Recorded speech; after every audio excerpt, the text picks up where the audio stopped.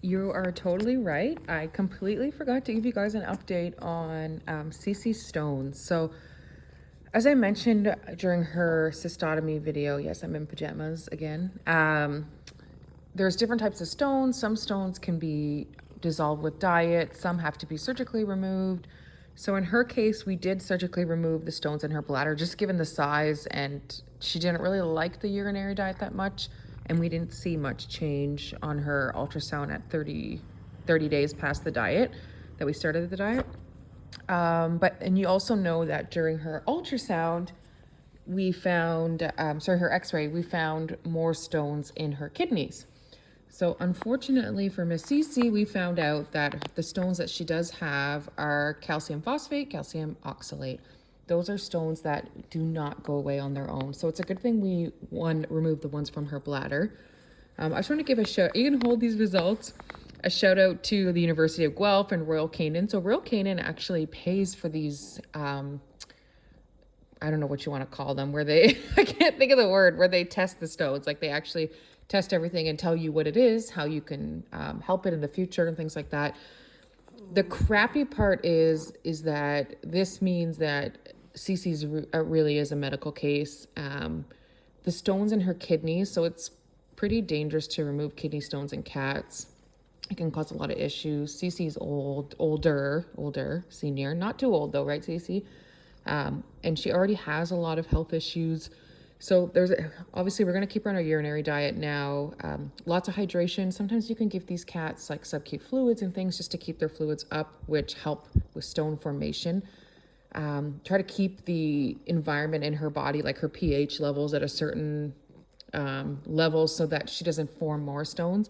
So right now the biggest risk, get your hair, she didn't look so good after her groom. Her biggest risk is that the stones in her kidneys break off and cause a blockage, like a blockage in her urinary, her system. The other thing is the stones break off in pieces and cause issues, or the stones grow in size and cause kidney issues. The other risk is that she could possibly develop even more stones in her bladder again and need another cystotomy. And, cats can withstand like 2 cystotomies before they start having possible complications with cystotomies. It's not easy, and then it's not easy on a senior cat that's also overweight, has mobility issues. So I don't really know what the future holds for Cece. Obviously, euthanasia is not something I would even consider. Like, she can stay in the rescue as long as she needs, if that's what she needs. It will be difficult for a future family. You're going to have to do urine tests probably every 6 months. She's probably going to need repeated scans just to keep an eye on the ones on her kidneys, blood work. Well, I mean, if you have a senior cat, it's always beneficial to do senior blood work anyways, but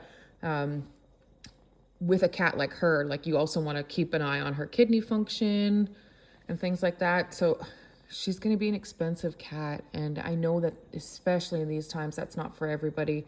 It's going to be difficult. So obviously Cece's committed to just living her best little Cece life. So, my sweetheart, if that means she stays in the sanctuary for the remainder of her days, she's so sweet.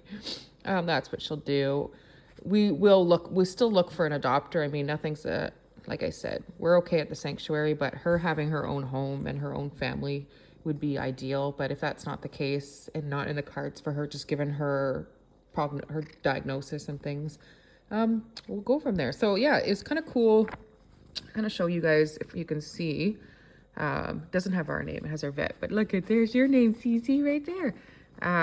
It kind of tells you the breakdown of the different types of things they found in her stones. It tells you the size, so 13 millimeters were each stone, which is pretty large, which we already could see from the x-ray. What else did they show in here?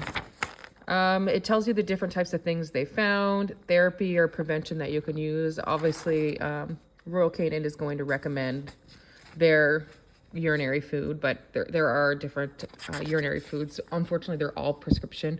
The urinary foods that are sold at stores are okay for cats who don't have issues, but cats who have those issues already, it's not strong enough. Like, it doesn't have the medical compounds and things that are in it to really make the biggest difference. You really do, unfortunately, need the prescription ones. So you can't really skimp on urinary. Can I show them? What are you doing? So then they kind of tell you what kind of breeds are more prone to these types of stones, like the oxalate ones that she has. What are you doing? Sissy's like, screw these results. They're bull crap. Hey? Now, obviously, we don't know if the stones in her kidneys are those stones because we didn't take them out, but it's pretty safe to assume that they're the same types of stones. And look at this. She's got so much life. She's just a nutcase in the best way. Okay, can I keep showing them or are you just going to keep chewing them? Hey? And then like it tells you, you know, the risks of reoccurrence. So, you know, it says the oxalate stones have a tendency to reoccur months to years. In one report, 7% of cats with calcium oxalate had a first, I don't know what that means, had a second, oh, okay, the first reoccurrence, so 7%, then less than 6 for a second, or 0.6, 0.1 for a third. And then it tells you the different, you know, at 25 months, 38 months, 48 months. And then it gives you kind of recommended follow-ups and things that you can do, radiographs, urinalysis. So yeah, she's got 3 different things going on in those, unfortunately for her. Now, is this a result of her unfortunate, like I hate to use the word neglect, but you know, her neglect in her other home? She wasn't cleaned properly.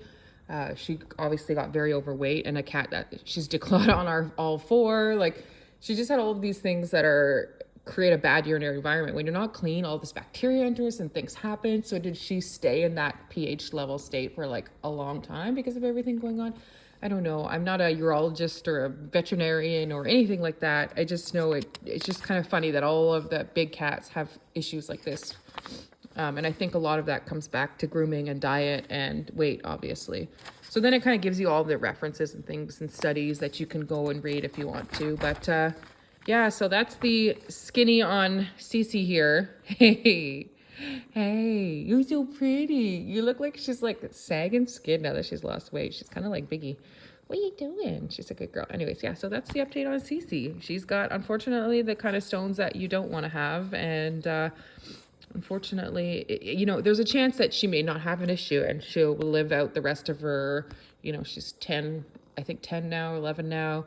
Her senior years without an incident. But just given there's already the 2 decent sized ones that are kidneys. I mean, yeah, it's hard to know. So that's the skinny. Say hi, everybody. I'm going on a road trip tomorrow.